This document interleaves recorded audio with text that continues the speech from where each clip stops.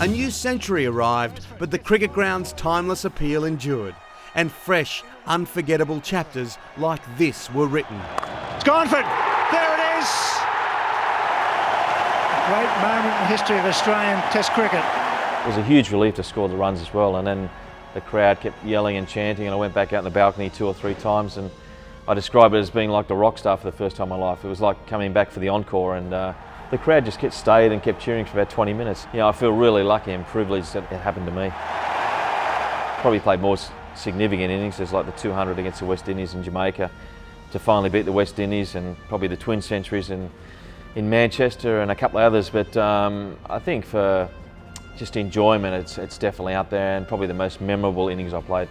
The SCG celebrated its 100th Test match in 2012, and just like Steve Waugh almost a decade earlier, it was fitting that a local lad should dominate as Michael Clarke became the first man to post a Test triple century on the hallowed turf. What a wonderful shot to bring it up on as well.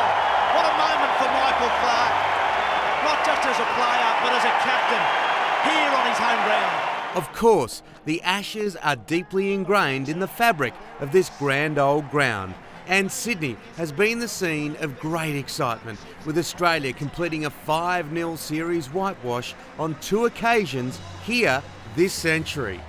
There was the emotional farewell for Shane Warne, Glenn McGrath and Justin Langer in 2007, and a very sweet success for the nation's first 11 7 years later that few people predicted.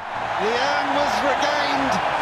Australia have beaten England by 5-0. It was at that same Test match that the Sydney Cricket Ground stepped out after undergoing one of the most significant makeovers in its long history, thanks to the unveiling of the magnificent Don Bradman, M.A. Noble and Dally Messenger stands. Since then, the Sydney Cricket and Sports Ground Trust has honoured 2 of the finest cricketers to have ever graced the SCG, through the naming of the Alan Davidson Gates and the Arthur Morris Gates.